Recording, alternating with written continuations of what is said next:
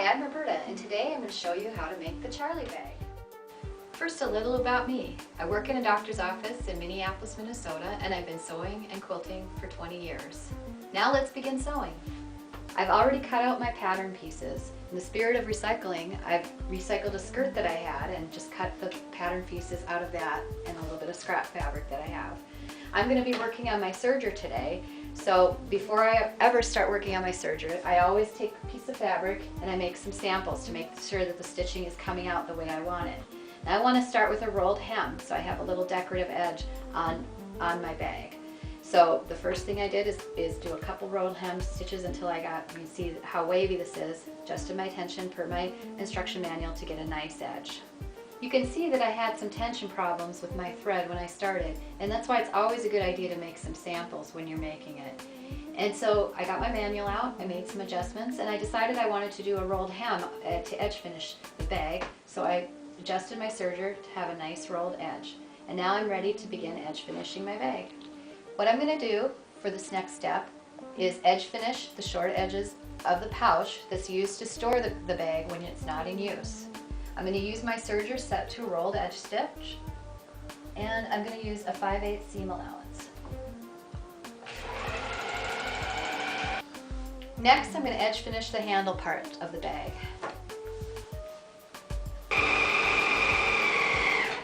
You can see that the serger is making a nice rolled edge and it's tucked under a little bit, and I only had to make one pass with the serger. Now I'm going to edge finish the handles of the bag with a rolled hem. I'm using a 5/8 seam allowance, and my serger has that line right there that I can line it up with. When the serger is nicely trimming the edge and tucking it under, so I have my complete edge finished in one pass of the serger.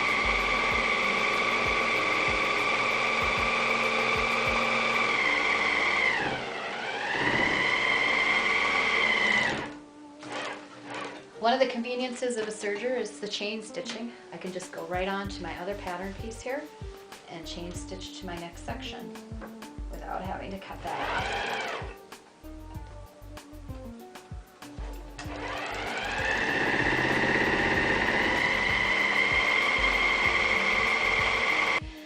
I'm edge finishing the last seam of the handles here, and once I'm finished that, I'm done with my rolled edge. I want to move to a 3-thread overlock stitch at that point, so I'll need to reset up my serger for that stitch.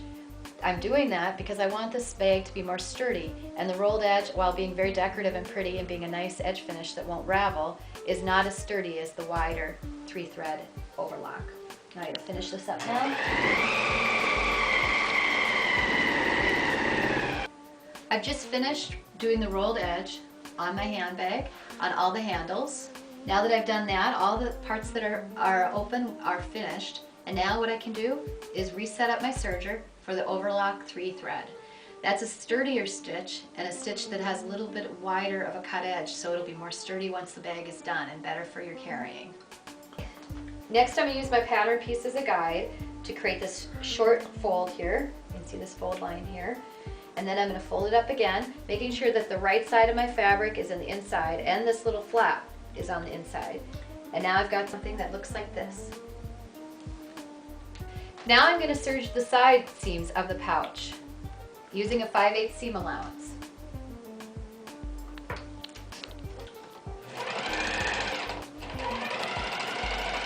Now I'm going to serge the handles together using a 5/8 seam allowance.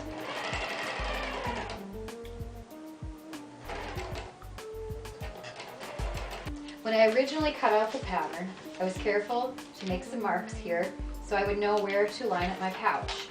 I used a regular ballpoint pen here because I know I'm going to cut away this edge, and I kept it within the seam allowance. Now I can line up the pouch right here with those marks.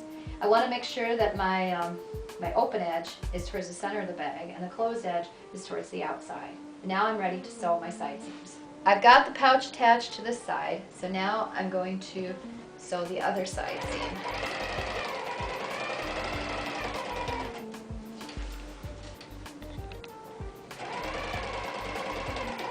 Now that I've done my side seams and I've attached my pouch, now I can finish my bag by sewing the bottom seam.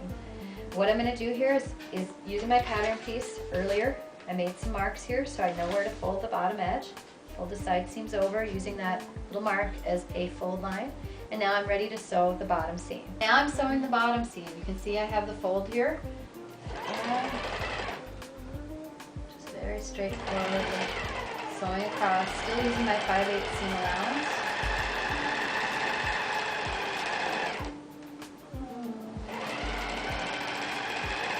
And then again, making sure I have this area folded up.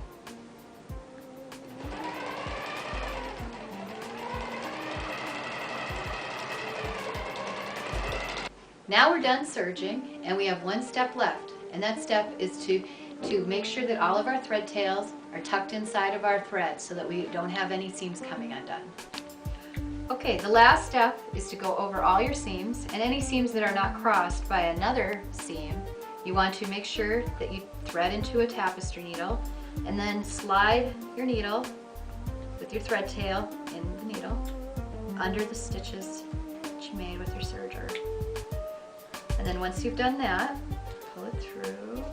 You can just snip away your thread tail that's left there. And now you have a nicely finished seam that's not going to come loose for you. Now I'm ready to go shopping with my new Charlie bag.